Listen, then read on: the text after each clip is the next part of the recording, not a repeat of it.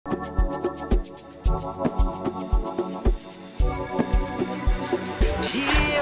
ngoma inkumbuza kodali wamsisa chola emakasa. Kithi hiyo ngoma inkumbuza kodali wamsisa chola emakasa. Hiyo ngoma inkumbuza kodali wamsisa chola emakasa. Kithi hiyo ngoma inkumbuza kodali wamsisa chola emakasa. Omnandi sathengi kwaphela omnandi sathengi kwavela waphela omnandi sathengi kwaphela omnandi. Warm welcome to the Breafast Punch right here on VOW FM. What's up, everyone? Hi, boy, energy. Energy Gaga. How are you doing, Masta? I'm good, thanks. How are you, man? It's very good to have you in the building. First and foremost, for people that don't know who Masta is, can you chat to us about who Masta is, where you're from? I did give our listeners kind of like a glimpse. You are from Free State, Kronstadt to be exact, but True. let us know who Masta is. Yeah, man. So Masta is house producer and DJ. So hailing all the way from Kronstadt, Free State. Yeah. Based in Johannesburg currently. So I'm very hectically into house music. Yeah. I started the DJing first and then went into production later in 2020 when there was the lockdown. Yeah, that actually helped me a lot because now I had to focus on developing my skill in that. Yeah, so being closed indoors and all that, it actually gave me a good opportunity to improve. Yeah. Yeah. You mentioned something in that I find so interesting. You call yourself a house DJ. I haven't heard someone call themselves a house DJ in a very, very, very, very long time. Is house still alive? And if so, where is it popping? Yo, house music is still very much alive. Yeah. So I've gotten a lot of influence from artists like Da Capo, Black Coffee, Euphonic, DJ Fresh. So as I was doing the DJing, I learned via virtual DJ, that software, yeah. So I got a lot of influence from those guys and they kept it alive all this time. So right now, there's also a hectic catalog of like talented producers in South Africa. I love house producers. Yeah. I love specifically South African house because I noticed even overseas, the songs that are being played, they take a lot of songs from here.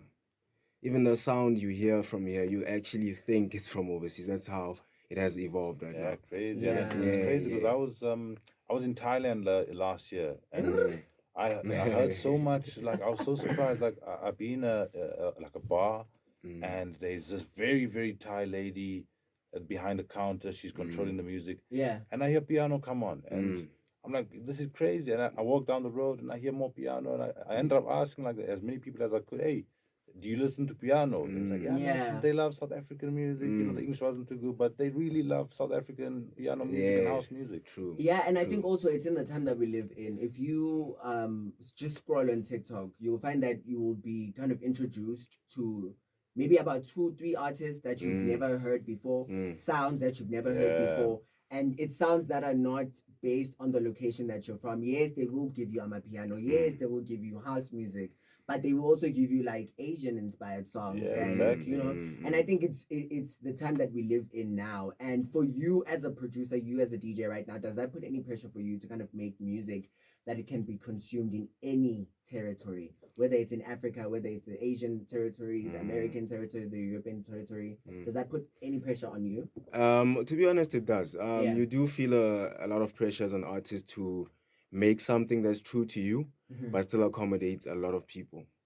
So I've just went in with that mentality that, you know what, whatever I produce, surely it's gonna resonate with a group of people. Yeah. It might not be 1 million people, it might not be millions of people, but just that few hundreds will build into thousands, will build into the air. So I try to stay true to who I am while catering to those people special around me, you know. I do take advice here and there. Hey man, maybe put this there, maybe improve this sound, maybe do that.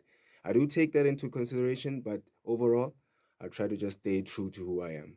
Yeah, and Yeah. as we close this part of the conversation, what are your thoughts on kind of DJing the art, number one, and kind of how easily accessible it's become over the last couple of years? Okay, so with the evolving scene around like your social media, there's a lot of dependence on content creation, right? So you just need to be consistent in terms of that. Yeah, Just consistency. just always put yourself out there.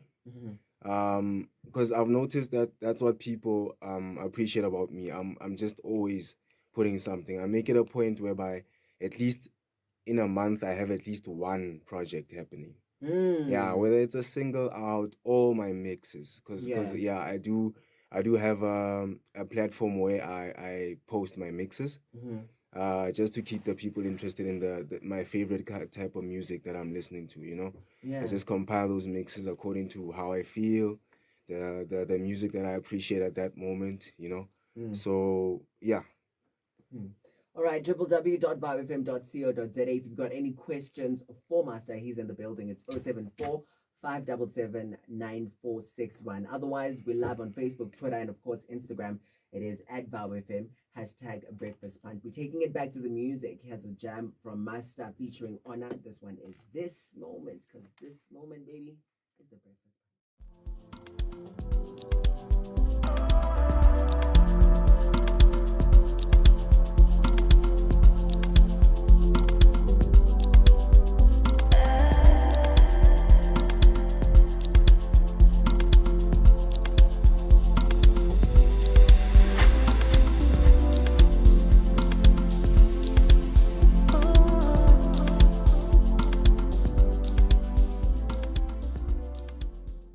jump back into the conversation. When we were off air, we were chatting about you coming to Joburg. You came to Joburg in 2020, in 2010, right? Yep. From then, tell me about coming from Free State and how maybe different Free State is to Johannesburg. We know Joburg is very fast. Exactly. Taxis. That is the first thing. Very fast, yeah, no. There's just so many Yeah, things Zulu. going on. So Yeah. for you being someone from Kronstadt, how did you find kind of coming to Joburg? Yeah, so like you're saying, man, that whole transition from the very slow life to the fast life. That was the first thing, the language barrier as well, because I was, speaking so too, like, even now you'll hear my accent is still Namanja, I was from- Zulu. yo, I was. eish, So even if I were 50 to finish this entire interview in Zulu. you wouldn't be able to. No, you're gonna, I don't know. I You'll don't know lose how. him somewhere. Yeah, you're gonna lose me somewhere exactly. Okay. Yeah, so it was that, but I adjusted. I just had also to adjust. Coming here was obviously for a place of opportunity. Yeah. Had to run with it, grab every opportunity that I get. So it was just a decision that my father actually made for us as a family. It's like, okay, there's better opportunities for you guys this side. Yeah. So do your things, get your education if you have to, get your job, whatever, just fly. And now, I've never been like anyone new in any place outside of like school or work, right? But for someone who moves from from wherever to come into the city to attain and chase after their dreams, I'm sure it can be daunting. And when I say daunting, it's like, who do I chat to? How do I get my name out there? Because we Joburg people, we know each other. You know what I mean? So for you, how then do you kind of get into the space and ensure that you are seen, you are heard, but you also get to play? All right, so I think firstly, when I came to Joburg, I found my group of people that also didn't belong. Yeah. Yeah, my best friends till now, they from Zim. So they also were just new in SA, I was also new in Joburg. So I feel like we connected in that sense. We were all on the same level in terms of like the way we think. So I think that helped me a lot in terms of settling in.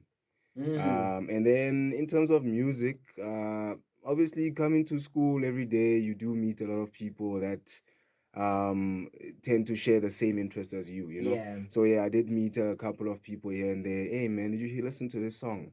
Did you listen to this album? I'm like, yeah, I did. Did you listen to this one? You know? Yeah. Then you start connecting like that. You start sharing the interest of DJing. I had a time where after school, when I started working, there was someone who I also shared a very hectic interest in house music. Yeah. I used to DJ with him, Zobs, the DJ, yeah. So I was part of a duo at that time. We had a lot of gigs together, you know. So I think that also helped me in terms of getting comfortable in that sense and fitting in and getting opportunities to play. As we go to more music from you, I want to find out what is the best as a house DJ, as a producer, right? What is the best piece of production that you have personally ever had and that has impacted you and kind of maybe changed the way that you do the work that you do? In terms of my own catalog, my collection, or what I've heard out there. Something that you've heard. Okay.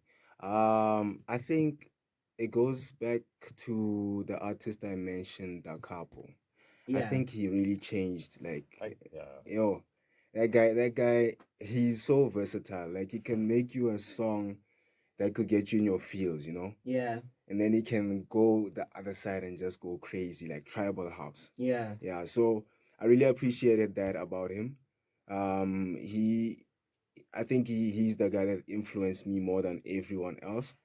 Right now, I do listen to a lot of new people, artists like Chronicle Deep and Edward. Those are also artists that I feel like they're doing something very like amazing and out of this world. You know? So are those the artists that when you're listening, you know, when you're out, you know, there's this joke that people always make about deep house and house music. Those artists that you mentioned, is it those ones like yeah, you can't even explain their songs, you know. You're trying to explain the song to someone, you just say, you know, man, that instrument, that one, man, that one that goes like Wabon, yeah. So even right now, Masta saying Wagiti, this one is Soweto Love to ultra deep bass yakamo ultra.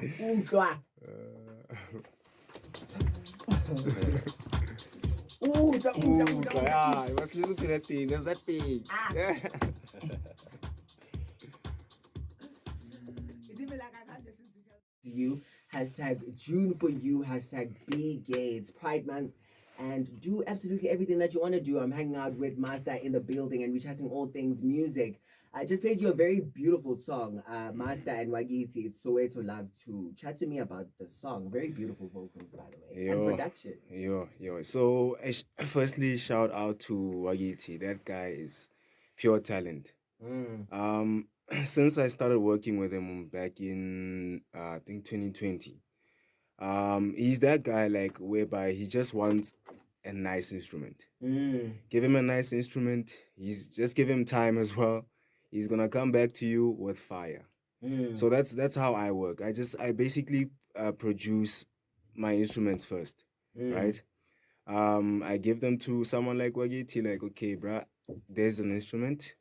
Do your thing, you know. He first came to me with there's a song called Utando that I made back in 2020. That guy just the lyrics he picks out as well, they just always resonate with me, you know. So with this one, even Lengoma, by the way, it has him and DOX. So shout out to them.